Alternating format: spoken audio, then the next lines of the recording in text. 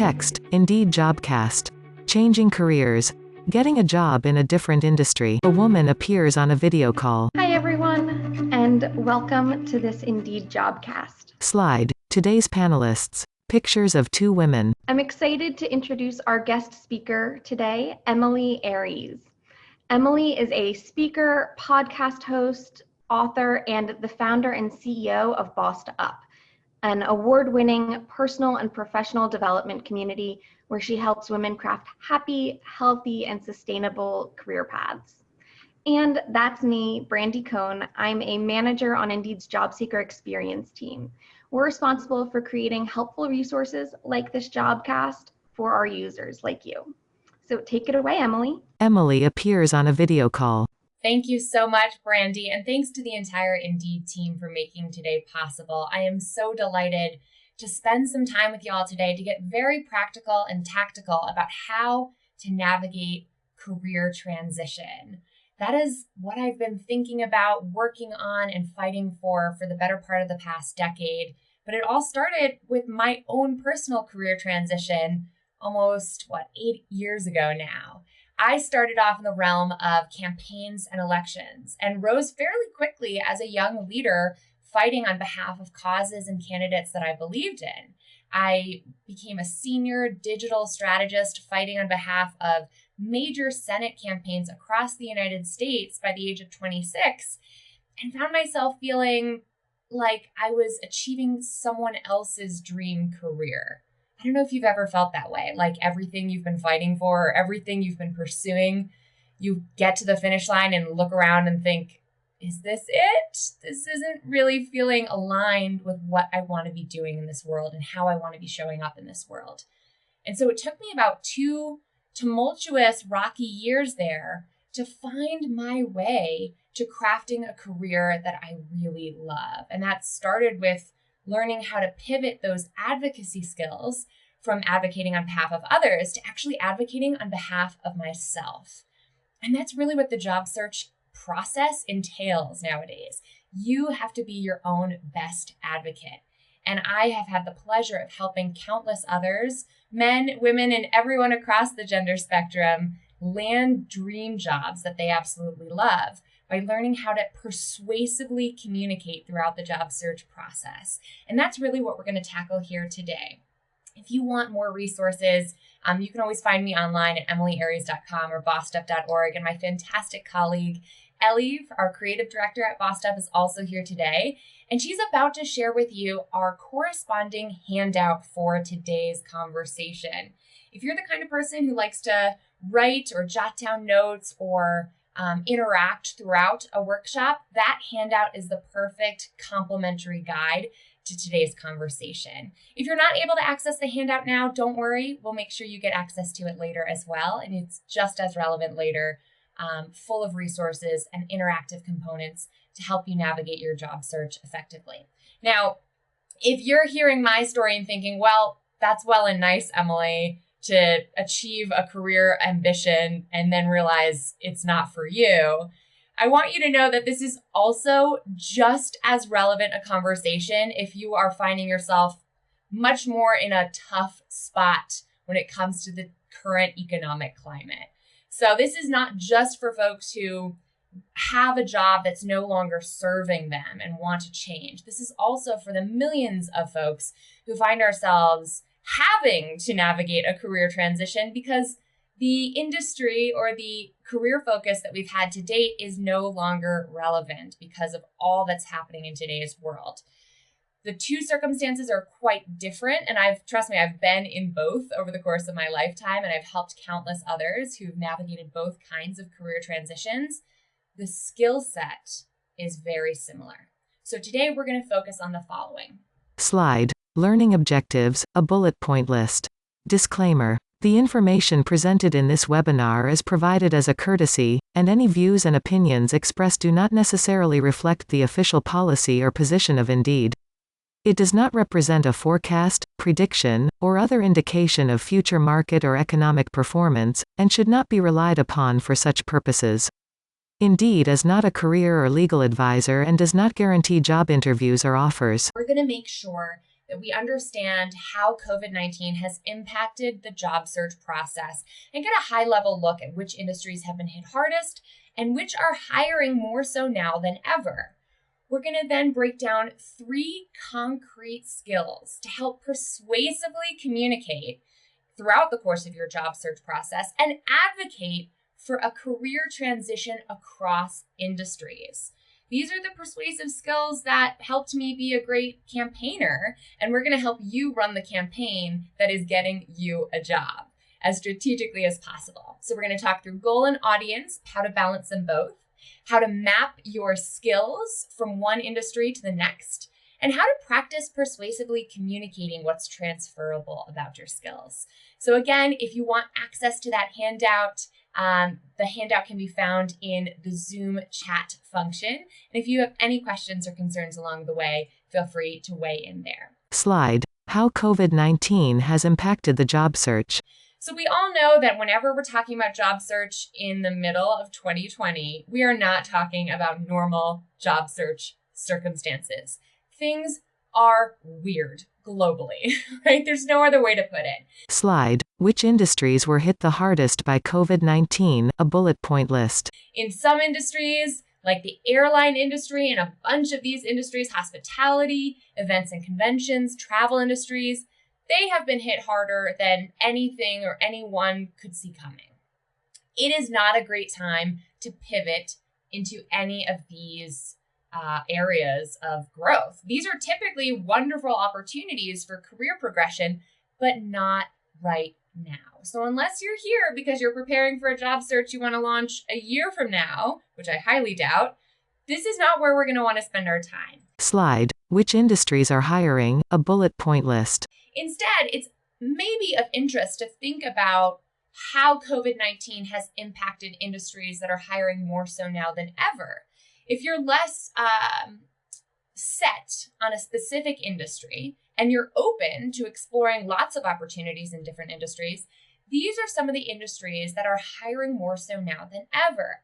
And fortunately for all of us, Indeed.com has adjusted how they're sharing job opportunities in a really strategic way so that employers and job seekers alike can make it clear whether or not they are urgently hiring. Slide. Urgently hiring. Screenshots show Indeed's website. Text. go.indeed.com/hiring-now. So if you are urgently in need of a paycheck and urgently looking to make a career pivot, and it's more about timeliness than finding the perfect fit, make sure you make note of those who are urgently hiring on Indeed, which is an excellent way to sift through your priorities. What I like to say is if you have the privilege of time, if you are not facing eviction, if your worst case scenario is not being unable to put food on the table for yourself or your family, keep a high bar and compromise later. If you need to compromise now, because it is not a time to be picky, it is time to be practical about getting an income flowing again, the urgently hiring feature of Indeed can be a helpful way to just be realistic about setting your priorities. Slide. It's time to pivot. So here are the 3 persuasive components that I want to talk through to help you pivot. Because regardless of what privileges you have or don't have in this job search climate, if it's time to pivot, that means it's time to focus on what skills you are working with. Because at the end of the day, a pivot is not an easy thing to stick. Slide. Moral of the story. Sticking your landing is not terribly easy, but the moral of the story is you have transferable skills. The question is who can use them right now. A client of mine recently went from being a therapist to working in occupational health and safety consulting, which has been a lifelong passion of hers, but one that she got away from about 15 years ago when she went into social work, really. And she was able to make the case to her new employer, who she was just hired by, to say, listen, I know that I've been focusing on my therapy work and communication skills and empathy skills over the past chunk of my career, But my lifelong focus, including what I studied in undergrad and graduate studies, was really focused more on occupational safety and health. And in today's climate, I feel called to go back to what originally got me into the workforce to begin with, and to really focus on bringing those skills to the forefront, because the world needs those skills now more than ever. And she was able to focus on, okay, who needs those skills now? And that might mean looking back throughout the course of your career and unearthing skills that have been laying dormant for a little while, or even developing new skills to make yourself as compelling and persuasive a job search candidate as possible. Slide 3 key principles. So let's talk through 3 key principles for how to identify and communicate your transferable skills, especially when you're making the leap from one industry to the next. Slide 1. First, one of the core principles of all persuasive communication is that you need to know your goals, which I would argue that job seekers are very clear on their goals. Like, I need a job, and here's what I need in my job to make me happy. Or here's what I need in my pay to make me happy, healthy, and financially stable. But equally important is to understand your audience. Your audience, the employer, is not going to be motivated by your dire need for a job.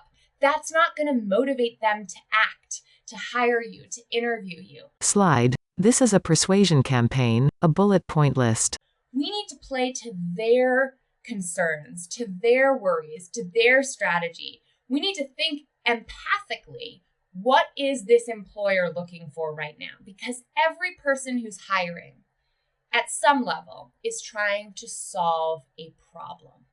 I'm hiring a podcast editor because we needed a podcast editor on my team who could move a little faster than the one we've been working with for the past year or so. As he scales up his business, we were looking to hire a podcast editor in-house to join our team. And that was a problem, right? The ability to communicate and get timely service from my podcast editor was the problem that I was looking to solve when hiring a podcast editor, which we just did recently. So when I'm applying for a job, my goal is to think, how can I write the most persuasive cover letter or mission statement or personal values statement or resume to say, I am the solution to your problem. Really empathizing with your employer, with your audience, your prospective next boss is going to it's really going to help you have that superpower of using empathy to be audience centric and be as persuasive as possible. Slide. Get to know your audience on career pages. A screenshot shows Indeed's website. Text, indeed.com/career. Now you can get to know your audience better right here on Indeed, on the career path site, or the career pages, rather, where you can browse by different careers and get to know what kinds of people are in those careers. So you can better understand how COVID-19 is impacting that space right now and what problems they might be looking to solve, so you can position yourself as the solution to their problems, right? As the gap that they're looking to fill. Slide 2. So a critical way to think about that isn't just starting with empathizing with your audience, but also to understand, what skills do I actually have that this next employer of mine really needs? Slide. Hard skills, soft skills, 2 bullet point lists. Now, there's a lot of talk in the career development space and right here on Indeed about the difference between hard skills and soft skills. Keep in mind, first and foremost, that none is better than the other. Hard skills and soft skills are both really important. In recent decades, soft skills have become an area of focus because that's what sets us apart as human beings from our artificial intelligence counterparts, right? If there is a software program that can do your job, what makes you better than that software program? It's your human ability to bring soft skills to the table. It also speaks more to your character. So while it's super important to emphasize the hard tactical skills, the areas of expertise you've developed, the hardware and software that you know how to use, the proficiencies that you've developed when it comes to chemical engineering or email campaign writing, whatever those hard skills are, those are certainly important. But your soft skills speak to who you are and how you do what you do. Are you reliable? Are you dependable? Are you loyal? Are you a team player? Or are you someone who thrives independently? There's no right or wrong way to describe your soft skills, but really think about how can I best describe how I do what I do, not just what I do. In a competitive job landscape, it's important to emphasize both, to really balance how you have hard skills that you're bringing to the table, but also that you're the kind of person that other people want to work with. That matters. So don't sell yourself short by forgetting to identify what character traits and soft skills you're bringing to the table, because they can make a big difference. Slide. Handout. A screenshot shows a document with writing prompts. Now, in the first page of today's corresponding worksheet, which again you can find here in Zoom's chat feature, I want to challenge you to take inventory of your skills. The best way to think about doing that is to think about what are the skills that you currently perform at your day job, or if you're not currently employed, did you most recently use in your last or most recent employment situation? What are all the skills that you could describe you used on a regular basis there? Was it fundraising skills? Was it customer service skills? Was it problem solving? Identify what are those hard skills and soft skills that you brought to your last employer. Then let's go back a little further. Even if you're a recent graduate, I want you to think about any past internships or even part-time jobs. I know I, for one, waited tables and babysat throughout most of my college years. And it's easy to sort of brush those experiences to the side saying, yeah, well, that doesn't relate to the degree I have now that I want to use. But I would caution you against doing so. Instead, think about what skills were prominently required of me when I was waiting tables and babysitting, and the skills of multitasking, of providing excellent customer service, of diffusing sticky situations or tense situations and having assertive conversations. That was all a big part of those jobs. So don't discredit the job based on the fact that it might not align with what you want to do next. Instead, try to mine that job for the skills that are transferable. And sometimes I see folks in their resume, when you start describing a past experience, the first bullet point tends to start with the skills that you performed the most. Like a recent client of mine who was actually a recent graduate, Hannah. She just landed a job of her dreams on a political campaign this cycle. And when she was describing some of her past internships, she said, well, most of what I did in that internship was answer phones and write correspondence on behalf of the member of Congress I was interning for. And that was the first bullet point. And I said, Hannah, does that relate to exactly the kind of role you want next? And she said, no, it doesn't. The role I'm looking for is more about digital communications, social media management, website management for campaigns. And I said, did you do any of that in that position? She said, sure, but it just was a little bit. I said, it doesn't matter how much of the job you performed using that skill set. Put your most relevant skill sets at the top of the bullet point list, if you have one, beneath each resume experience. And finally, once you've mined your past experiences, either your current job or most recent job and the jobs prior for the hard skills and soft skills that you developed there, I want you to also give yourself the freedom to think about what skills you'd like to develop further. Where could you go with this next? If given the opportunity, what are the skills that you would like to focus on? And maybe, just maybe, that's an opportunity for extracurricular skill building right now to make you even more of an attractive candidate. Once you've done an inventory in that handout of all of the skills that you bring to the table, I want you to look at that from the perspective of your ideal next employer. Slide. Which of all of your skills matter most to the kind of job that you're looking for? So to borrow Hannah's example again, if Hannah was looking for a digital strategist role, the skills that matter most had more to do with the social media management and rapid response email campaign writing that she was doing. And those are the skills to emphasize. That's an example of keeping your entire job search strategy not just goal-oriented, but audience-centric. Slide. Match keywords from the job description. A screenshot shows Indeed's website. Now, if you're at a loss and not sure quite how to describe all the different skills that you bring to the table, you might want to find keywords in the job descriptions that appeal to you the most and think critically about how you're describing your skills. For instance, a client of mine is going from being in an accounting office to serving as a data scientist, which is what she's been studying her whole life. She's been kind of stuck in accounting when she really wants to be doing data science work. And so we were looking at how the data science job descriptions that she was most excited about described the skills they were looking for.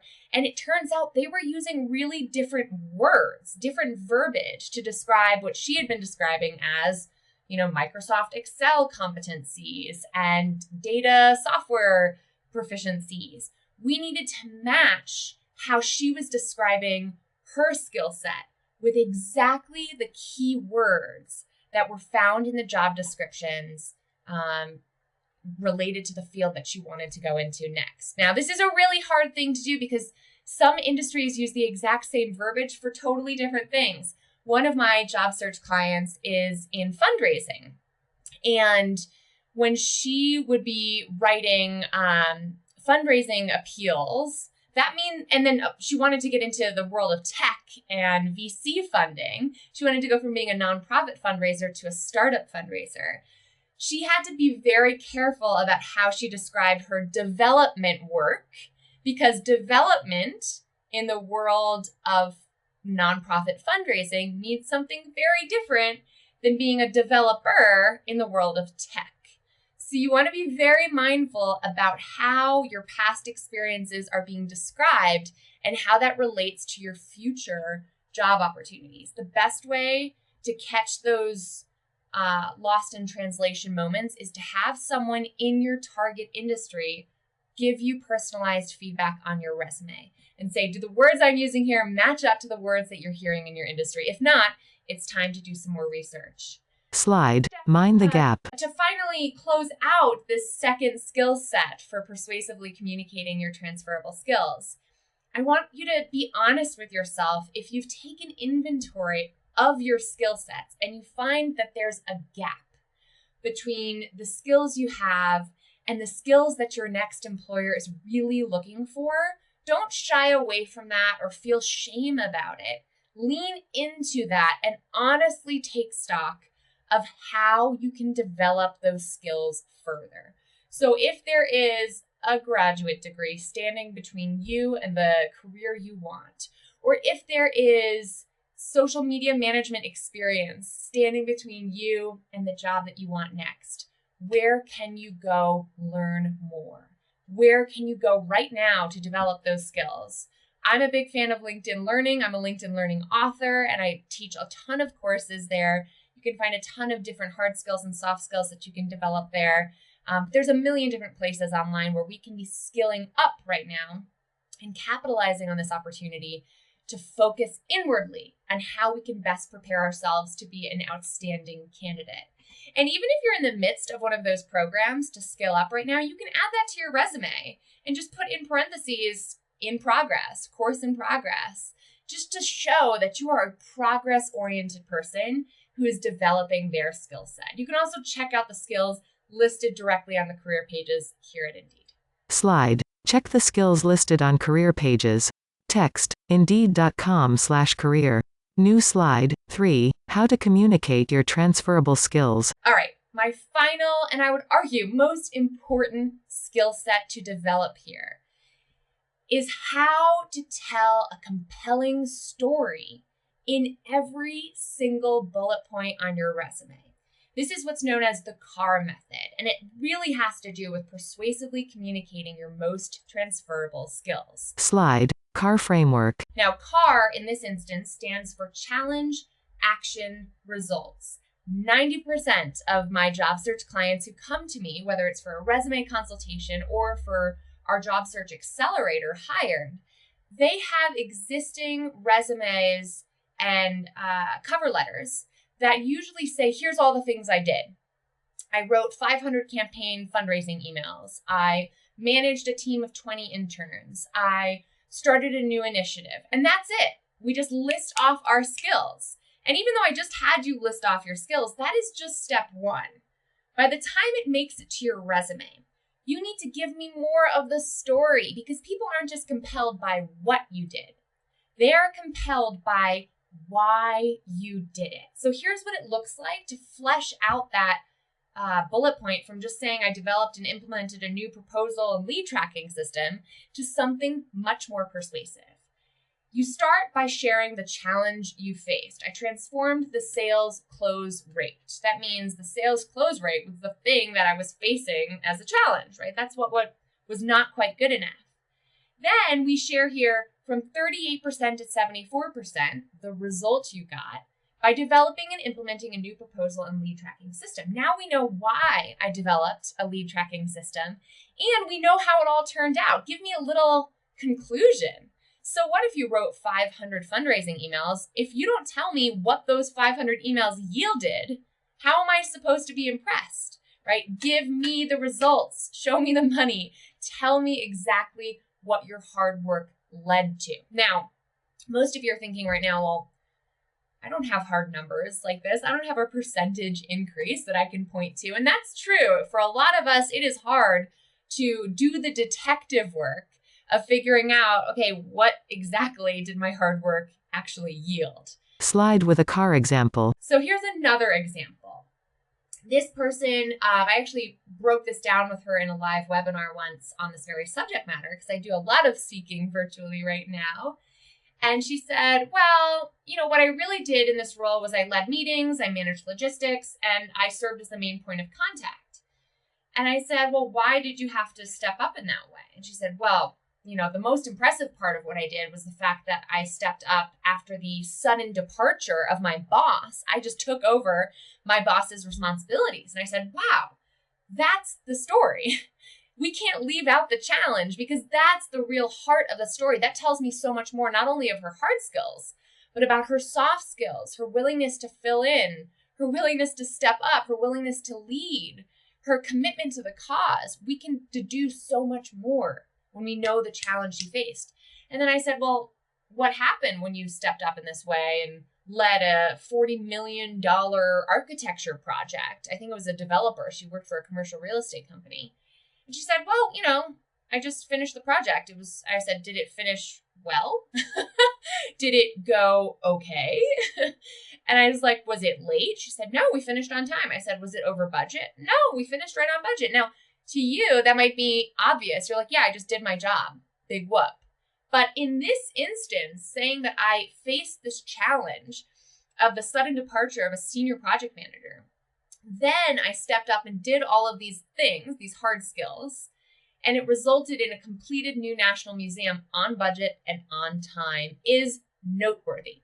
So when you are describing your transferable skills, it doesn't actually matter the order of the car method that you use. Just make sure you're telling me more than just what you did. Tell me why you did it, the challenge you faced, and then tell me how it all worked out. How did it come to close?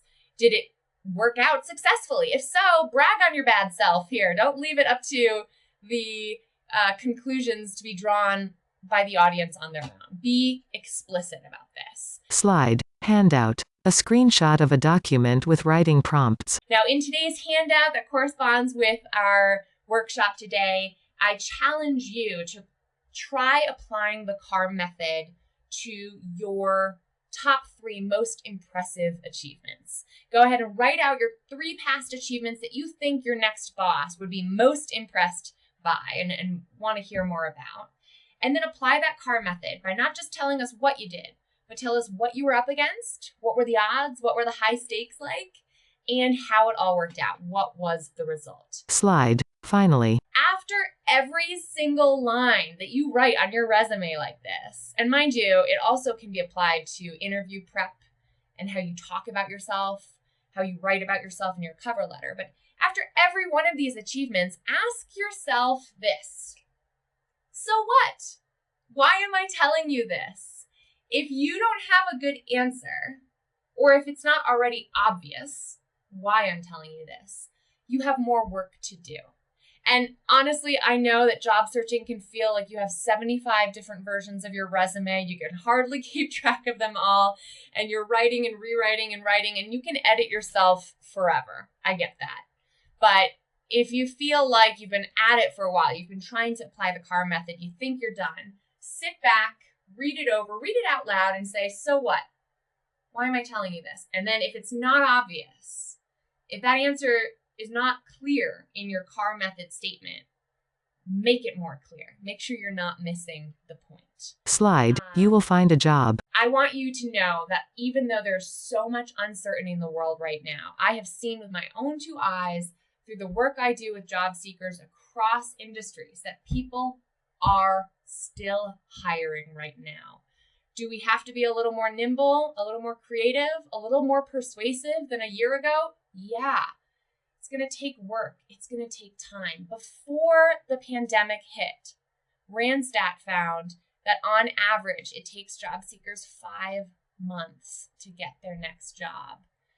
Now, averages are just that. They're just averages. You can be well above the average and well below it as well. But I want you to know that there's an element here of faith involved. And I'm not a very faith-oriented person, but it's about making that leap of faith. It's about getting up every day and betting on yourself and saying, I don't know when, but I know I will get my next job. It is easy to feel hopeless. It is easy to feel like it's just not going to happen, and I guarantee you it absolutely will. It's just a matter of time, and it's a matter of putting in the work and job searching smarter, not just harder. That's why you're all here today. And those are the resources that we have to help you become smarter at your job search, not just taking the buckshot approach, right? Of really coming together in communities like this one right here in Indeed or at bosstep.com to get the resources you need to be one of the millions of Americans who is getting hired right now. So keep at it, keep the faith. And I can tell you from my experience with the first 9 clients I worked with in my new job search accelerator, in the last 3 months, 5 of those 9, actually I just got an email from one today, 6 of those 9 have landed job offers in just 3 months. So it's happening. You will get a job. Hold out hope, keep at it, keep working hard, and know that it'll happen if you put in the work and you keep the faith. I'm so excited to be here to answer your questions. Brandy, thanks again for making today possible. And I'm happy to pause for Q&A at this point. Thank you, Emily. So let's get to some of those top questions that were voted, and you can keep voting on the questions, and we'll try to get to as many as we can here. Slide, question 1. So the first one we have for you, Emily, is as a career changer, how do you get past the HR screening where they're looking for people that have done the role before, especially if they're using an algorithmic program to search resumes for keywords? Great question. So AI screeners in applicant tracking systems or ATS systems are very much a virtual gatekeeper, which is why it is so important that you find a way to include those keywords in your resume. If you are going from accounting to data science, you need to take the classes on the side to get those keywords on your resume in an honest way and say, yes, I have SQL competencies. I have proficiency in all these different languages that I can't rattle off the top of my head because I'm not a data scientist. Those keywords have to be there on your resume for you to even get seen by a recruiter or to even be seen by a human being. We actually have some great resources at Bossed Up. I think I just did a podcast 2 weeks ago on how to format your resume for both the AI screeners, the robots reading them, and the human being who hopefully will read them after you get through that first screen. Now, I would argue that not all recruiters are looking for people with the exact experience of your last job. In fact, some of my clients tend to run into a barrier, especially mid-career or more senior level people, run into a roadblock of applying to jobs that they are 1000% qualified. And recruiters look at that person and say, you've already done this job before. In fact, you might be overqualified, so you're not right for this. People like a narrative of growth. We are inspired to hire people who have what it takes, but also have the opportunity to grow in this role. So I don't think it's a proper assumption to say that, or I don't think it's 100% true all of the time to assume that recruiters are looking for people with the exact experience of being in the past. So as someone who's coming in from another industry, you bring a different and valuable outside perspective. So play into that. Don't try to hide it. The other thing I'll leave you with, one last tip. A lot of my industry switching clients ditch chronological order when it comes to their resumes. Do not feel bound by chronological order. If you, like my client Holly, are going into occupational health and safety, and the last job you held was a therapy job, you don't need to lead your resume off with therapy. She led her resume off with a job that she held 10 years ago. So I like to think of it as a selective resume format or just ditching chronological order and instead saying, here's my health and safety experiences, boom, boom, boom. You know, the job I had 10 years ago, plus this volunteer thing I do, plus this internship I once had. And then here's my interpersonal communication experience. And under that section, she put her therapeutic practice. So, you know, you don't need to lead with that which is most recent. Lead with that which is most relevant to the job you're applying to. Thanks, Emily. Slide. Question 2. The next question here is, I have a ton of skills from my current career, but I'm not sure how to find out if or how those skills translate to another industry. How can I do that? And how can I see if my skills translate, then sell them during the interview process? So it sounds like this is where the CAR method comes in, right? Yeah, it sounds like it's a two-part question, which is actually almost three. One, she doesn't know or he doesn't know what industry they're looking for. So that's a pretty wide net to be casting. If you stand for everything, you stand for nothing. So we need to define industries that at least pique your curiosity. You know, what are the industries that you'd like to go into? It cannot be, please hire me, please hire me, please hire me, I'll do anything. That doesn't work.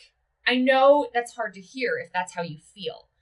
But if you don't have a compelling story as to why you care about getting into healthcare or why you are able to transfer your skills into food and safety, it's not going to work. It can't feel too random to the employer.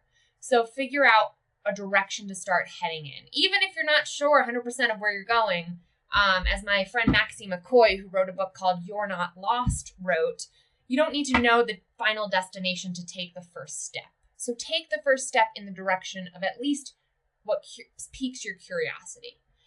Once you've defined an industry or industries that you have your eye on, then it's about talking to those people who work in those industries, friends, family, former colleagues, friends of friends, dogs, cousin, dog walkers, cousins, sisters, whoever you can get a hold of. Talk to them and ask them, tell me about the day-to-day realities of your job. What skill sets is your industry hiring for, looking for?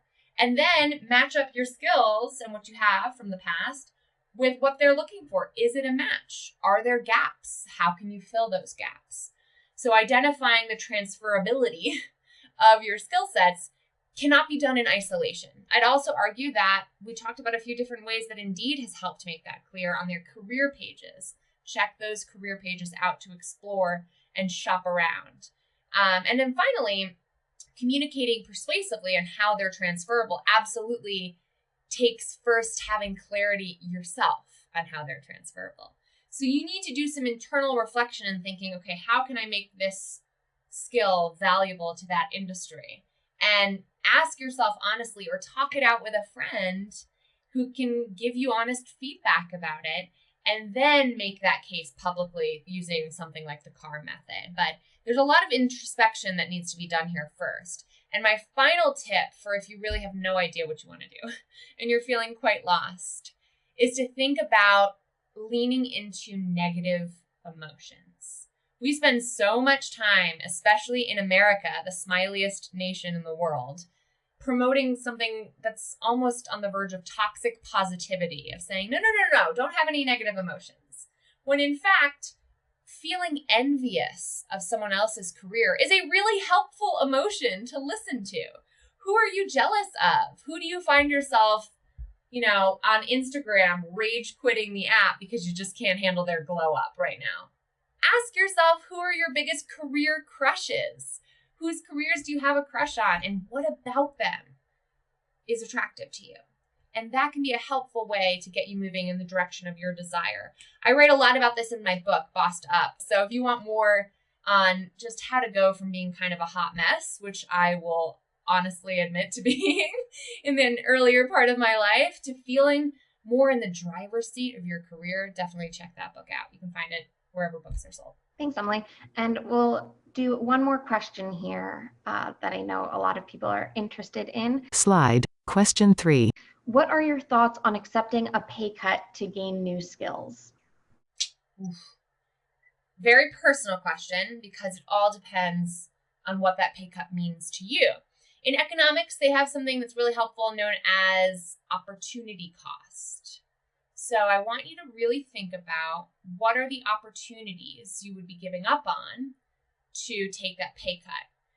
If you are taking home more money than you need right now and you have golden handcuffs keeping you in the world of finance or law or wherever you find yourself, which a lot of my clients do, what is that money doing for you? Is it just sitting in your bank account growing, which is great? That there's an element to that. Having a retirement fund is great. But what would the cost be to give that up versus taking a pay cut that means you are no longer able to meet your standard of living, or that your standard of living would have to change? So are you giving up a vacation every year, or are you giving up healthcare? Those two calculations are fundamentally different. So again, it's never just about the money. It's about what's the money doing for you and your loved ones and your family. Now, that being said, don't presume that you have to take a pay cut to transition careers. There are a lot of different presumptions there. Like oftentimes people think, in order to do work I love, I have to sacrifice my well-being. In the book, I call that the martyrdom mindset. And it's a very prevalent sort of theory or value here in America in particular, where our nation was founded with the Protestant work ethic underscoring how we think about ourselves, meaning the work you do in this world is your worth as a human being. And it gets complex very quickly in calculating, if I were to take a pay cut, does that make me less worthy of a human being? How does that relate to my own self-image and self-worth? But I would caution you against jumping to those conclusions. Let's say you see a job that's posted for $10,000 less than what you're making right now. That is the initial offer, right? That is not your final negotiated offer. I'm a big believer in the power of negotiation.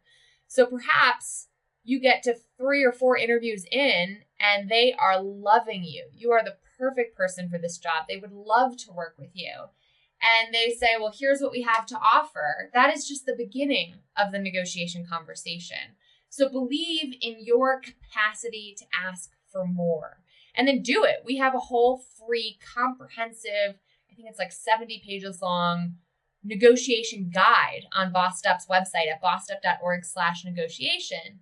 And that is my step-by-step series of strategies for how to ask for more. And then if the opportunity cost of taking less pay is not going to work for you, are there other negotiables that can make it worth your while, like Summer Fridays, which my team and I have, which is basically every Friday for the summer, we are not working. So there's lots of different ways for an employer to make it worth your while. If you connect, right? If they want you and you want them, don't assume that salary is not negotiable. It almost always is. So definitely a personal question to ask yourself. Really helpful to get personal feedback from a negotiation coach or someone who can help you walk through that decision, but try not to stress out about a choice that is not yet yours to make. So wait until there's an offer on the table to really start sweating it. So I know we're at time, but just a reminder, if you didn't get your question answered today, please post it to the community at go.indeed.com/changingcareers. Slide. Check out our other webinars. A screenshot of the Jobcast page of Indeed's website. And if you found this to be helpful, check out our other Jobcasts. Our next one is on showcasing your skills. So that'll build on some of what we discussed here today. And you can register for that if you're interested and watch recordings from past webinars on the Jobcast page at go.indeed.com/jobcast. Slide. We're here to help. A screenshot of the career guide page on Indeed's website. And finally, we've curated relevant tips and information about addressing the impacts of COVID-19 on your job at indeed.com/here to help. It's important that you know you're not alone and we're here for you. And last but not least, thank you to Emilie Aries and everyone from Bossed Up for joining us and sharing their wisdom today. Emilie, can you tell your audience a bit about how they can hear more from you? Slide. Free job search guide.